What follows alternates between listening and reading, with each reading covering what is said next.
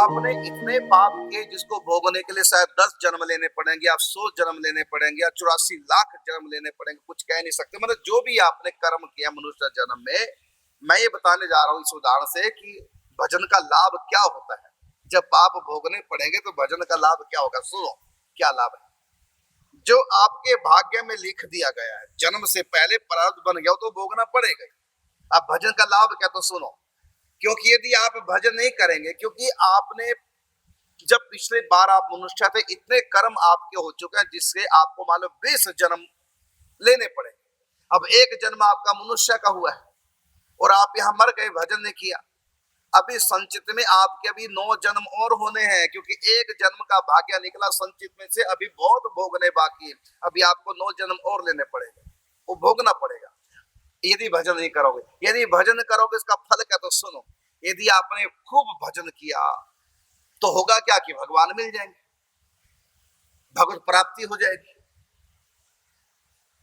और जब भगवत प्राप्ति यद गत्वा न निवर्तन्ते तद्धामः परमं मम, भजन के प्रभाव से आप भगवान के धाम चले जाएंगे। अभी आपके 9 जन्म होने थे यदि भजन ना करते, अब चले गए भगवान के धाम में भजन के बल पर।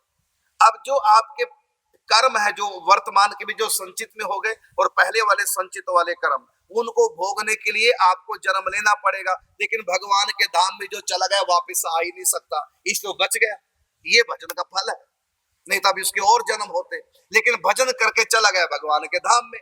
जब भगवत प्राप्ति हो गई तो वहां का नियम है यद गत्वा न निवर्तन्ते, जो एक बार चला गया वापिस नहीं आएगा। जब वापिस आएगा नहीं तो उसके जो 9 जन्म होने थे और वर्तमान जन्म में भी जो उसने और गलतियां कर चुका था, जो वो सारी संचित में जमा, अब उनको भोगने के लिए दुनिया में वापिस आना ही नहीं। तो हो गया, क्षमा तो हुई नहीं लेकिन वहां से आए नहीं। भगवान क्षमा न भी करे तब भी वो आएगा नहीं, क्योंकि यद गत्वा न निवर्तन्ते तद्धामः परमं मम, भजन के प्रभाव से भगवत धाम में चला गया, वहां से कभी लौट के आना ही नहीं। इसलिए भगवान क्षमा करें चाहे ना भी करें, उसको तो आना ही नहीं, क्योंकि रूल है जो भगवत धाम में चला गया वापिस माया में जन्म लेता ही नहीं। तो उसके सारे कर्म संचित जो पड़े हैं उनसे वो बच गया। लेकिन ये तब की बात है जब खूब भजन होगा। यदि भजन अधूरा रहा तो दोबारा जन्म होगा। और भी है बात इसमें विस्तार रूप से, जैसे अब जो कर्म है, अब उसको सूली में चढ़ना था, वो पैर में सुई गड़ जाएगा, इस रूप से भी होता है। बिल्कुल कम भी कर देते हैं। और बिल्कुल भगवान बिल्कुल क्षमा न भी करें लेकिन तब भी हम पापों से बच सकते हैं बिना क्षमा किए भी, क्योंकि भजन के द्वारा भगवत धाम की प्राप्ति कर लें। बस एक बार भगवान मिल गए फिर वापस आएंगे नहीं। तो भगवान ना भी क्षमा करे तब भी भोगने के लिए आना ही समय ही नहीं है।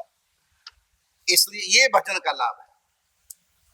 भजन का लाभ से भगवत प्राप्ति। इसलिए कहा कि खूब भजन करना चाहिए। भजन करे तो ऐसा कर, भजन करने की हद कर दे, भजन के बल से यमराज का खाता भी रद्द कर दे। भजन में इतनी पावर है, इसलिए भजन किया जाता है। अगर भजन पूरा नहीं हुआ तो जन्म तो लेना पड़ेगा, वो कर्म भी भोगने पड़ेंगे। इसलिए पूरा भजन करो, ये लाभ है। काल नेमी को तो हनुमान जी ने मार दिया था, तो वह द्वापर में कंस बनकर कैसे आया, शंका का समाधान करें। राधा शरण जी, काल नेमी तो मार दिया था, इनका कहना है।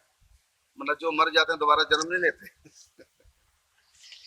जी, जब सर्वप्रथम तो रावण कुंभकर्ण को भी भगवान ने मार दिया, फिर शिशुपाल दंतवक्र बन के कैसे जी, जी, जी।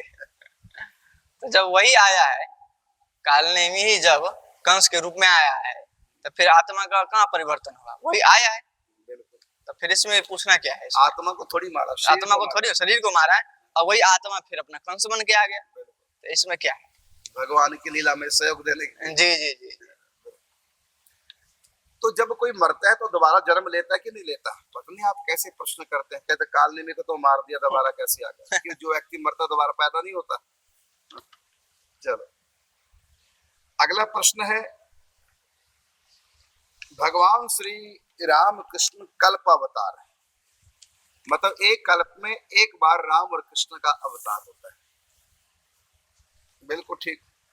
7वें मनवंतर के 28वें त्रेता द्वापर में राम कृष्ण का अवतार होता है, बिल्कुल ठीक। तो इसके पहले और बाद वाले मनवंतरों में रामकृष्ण कौन होते हैं? अरे कोई नहीं होते, रामकृष्ण आते ही नहीं है।